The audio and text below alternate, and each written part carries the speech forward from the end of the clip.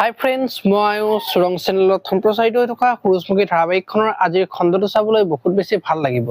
কিয়নো আজিৰ খণ্ডটোত সোণাই শেৱালি আৰু মাহীয়েকক ঘৰলৈ লৈ যাব আৰু তেতিয়া পুৱতিৰ শেৱালিৰ মাহীয়েকক দেখি পুৱতিৰ খং উঠিব আৰু সেই কথাটো গম পাব আৰু মাহীয়েকে সোণৰ আগত বিয়া দিয়া ছোৱালীৰ ঘৰত মই নাথাকো দিয়া বুলি ক'ব।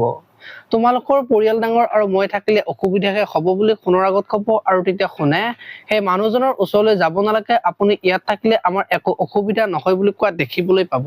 ইফালে আকৌ বিজয়ে যে মাকৰ কথা চিন্তা কৰি থাকিব আৰু তেতিয়া অনুস্মিতা বিজয়ৰ ওচৰত যাব আৰু তই চিন্তা কৰি নাথাকিবি, তোৰ অৱস্থা দুই ভৰি দুই নাও হোৱাৰ নিচিনা হৈছে, তই মন বেয়া নকৰিবি বুলি বুজাই থাকিব আৰু চাবি এদিন মাই তহঁত দুয়োটাকে আঁকোৱালি ল'ব বুলি কোৱা দেখিবলৈ পাব আৰু তাৰ পিছত বিজয় আৰু পৰীৰ কোৰ্ট মেৰেজ হৈ যোৱা দেখিবলৈ পাব। আনফালে আকৌ সোণে যে অনুস্মিতাৰ আগত বিজয় দা আৰু পৰিবাৰ বিয়াখনটো হৈ গ'ল, পিছে তুমি আৰু দাদাইহে পিছ পৰি থাকিলা, অলপ তোমালোকৰ কথাবিলাক আগবঢ়োৱা বুলি অনুস্মিতাক কৈ থকাৰ সময়তে বিজয় আৰু পৰি ৰাস্তাৰে পাৰ হ'বলৈ ওলাওঁতে গাড়ীৰে বিজয়ক খুন্দিয়াই মাৰিব। এতিয়া বাৰু ত্ৰিদীপে বিজয় এক্সিডেণ্ট কৰি মাৰিলে নেকি দেখিবলৈ পাব আজিৰ খণ্ডটোত। আৰু আজি বিজয়ৰ এক্সিডেণ্ট হোৱা কথাটো মাকে গম পাই অনুস্মিতাক তুমি মোৰ ল'ৰাটোৰ জীৱনটো ধ্বংস কৰাৰ আঁৰৰ মানুহজনেই তুমি বুলি অনুস্মিতাক কোৱা দেখিবলৈ পাব। এতিয়া বাৰু অনুস্মিতাই মাকক কি ক'ব দেখিবলৈ পাব আজিৰ খণ্ডটোত।